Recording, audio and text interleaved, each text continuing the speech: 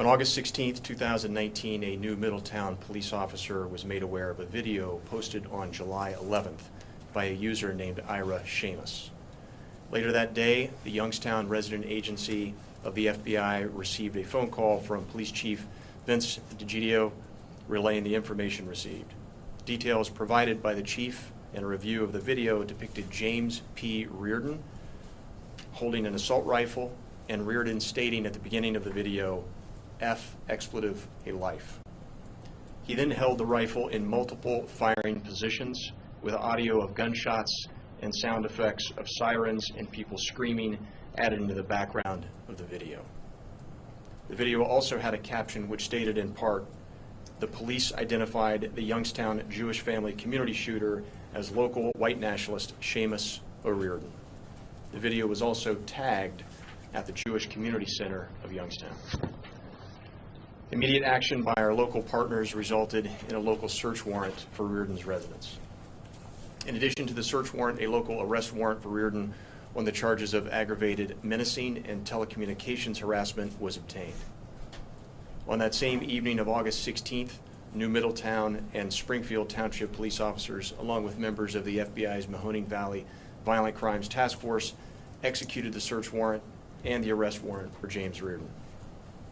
An AR-15 assault rifle, an MP-40 submachine gun, numerous Nazi World War II propaganda posters, a rifle bayonet, a Hitler Youth knife, and vintage U.S. military equipment were observed in the residence. Many of these items had been utilized in the posted video we just mentioned. Reardon was not present at the time of the search, but upon his return to the residence, he was placed into local custody without incident. Reardon has remained in local custody since his arrest. On August 19th, the federal complaint for transmitting threatening communications via interstate commerce was filed under seal. The complaint was unsealed this morning, and Reardon has been transferred to federal custody. He will have his initial appearance in federal court later today on those charges.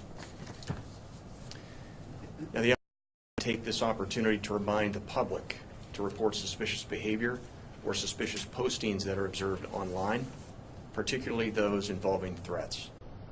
No amount of information is too small for law enforcement to address.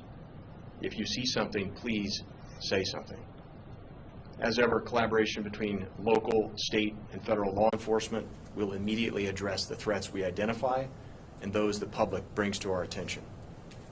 All too often, subsequent investigation into mass shootings reveal individuals that knew the shooter were aware of his or her revealing threatening statements, or that the postings the perpetrator had previously made were, on their own, concerning.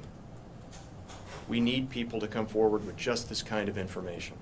Innocent lives, maybe people you know, maybe your life is at stake.